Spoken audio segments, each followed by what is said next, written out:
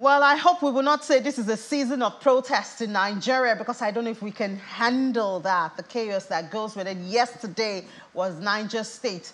This was even before then, the Kano women protesting the price of wheat right there. So let's delve into the conversation with wheat now and see if there's anything that can be done, or if there are alternatives that could be offered. And joining me for this conversation is Miriam Ode. She's an analyst with financial derivatives company. Hi, Miriam. Good afternoon. Good afternoon, Ini. Thank you for having me. Good to have you. So obviously wheat is very important, and we saw there the women in Kano protesting. Well, they don't do bread, but they have their own local, which they use wheat for. But one would have thought that the baking of gurasa, that's the name of the local. Have you tasted that before? I haven't. Have you done that before? Not yet, Ini. Not yet, okay. All right, but you know, now they're protesting wheat, and we know what's happening in the global space, especially since Russia took that fight to the home front of Ukraine. And even though we've seen cheap Russian wheat, but I mean, bringing it down here, logistics and supply, the Black Sea, the Red Sea, all the seas are being affected at this time. I guess we shouldn't be surprised, but why can't we just use our locals? Why do we need to use imported raw materials? Can't we feed ourselves? Ini, that's a very good question, but the problem is the supply production. Nigeria's wheat production is actually suboptimal and is not enough to meet the domestic needs. And this is why the country needs to import wheat from the global market. And we're seeing that despite the fact that global wheat prices are falling, the domestic price of wheat flour is increasing, as it increased by 70% to about 50,000 naira for a bag. And meanwhile, the price of wheat in the global market has declined by 21%.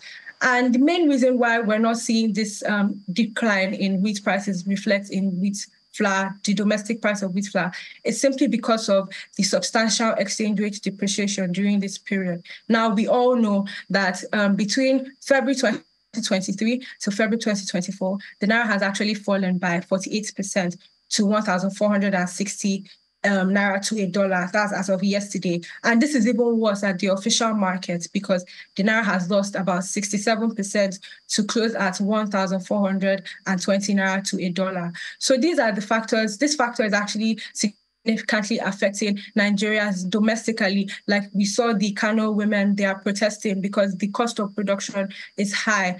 This is not only for their local commodity, but also for commodities like bread, pasta, noodles. And if we even look at it, the price of a carton of spaghetti has increased to 14,500 from 8,500. And if we look at the retail price, that is about from 450 to 750. That's for one pack out of the carton. So Nigerians are actually suffering the brunt of this exchange rate depreciation, because we are actually expected to be seeing lower prices for wheat flour and wheat derivatives. That's bread, spaghetti, pasta, noodles, and all of that. But we are not, because of the significant depreciation in the naira.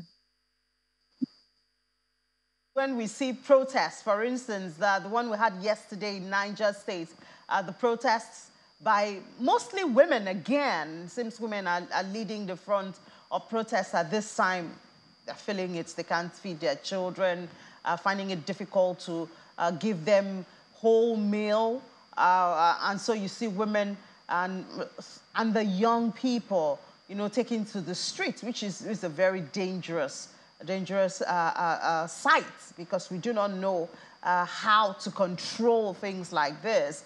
So when we have this in Niger State, then we have the women in Kano State. It presents a kind of a difficult situation for the government, don't you think? And now we have the minimum wage request and the committee sitting, and then the unions are asking for about 400,000 naira. Of course, there's the fear of inflation on one side, and there's also the issue that even when you have this much money, if the value of the naira keeps dropping and prices keep skyrocketing, then we might just be increasing inflation for nothing. Exactly, Ini, you are right. Because what's it called? The minimum wage, even if it increases, it can fuel inflationary pressures, like you said. And there's also this, I'm sure we've all heard this common definition of inflation, which is too much money chasing fewer goods. And this is a type of inflation called demand pull inflation.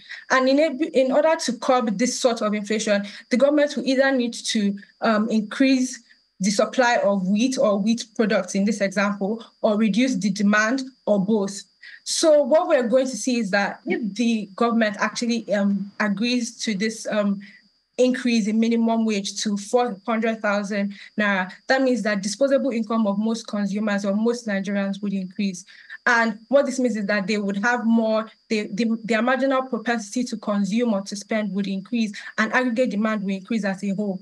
But what about the supply? The supply of which is not going to be increasing proportionally to the increase in the demand for the commodity. And this is going to fuel further inflationary pressures. So as a consumer myself, the increase in minimum wage is highly welcomed, but I feel like there needs to be adequate efforts or attention to increase the supply of this product so that inflation does not double.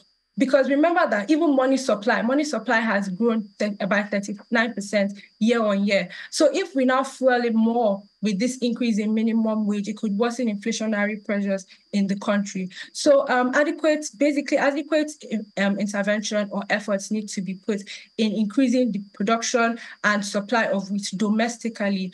And I know that the government has already started this initiative, because last year, that's November 2023, the government offered 50% subsidy for import materials used in producing wheat to about 250,000 farmers. So we need more of these interventions to be able to increase the supply of wheat and reduce inflationary pressures in the country in the event that possibly the minimum wage is increased. All right, but how do we now talk about, when you're talking about the supply, increasing the supply now, how do you see that being ramped up in a short term?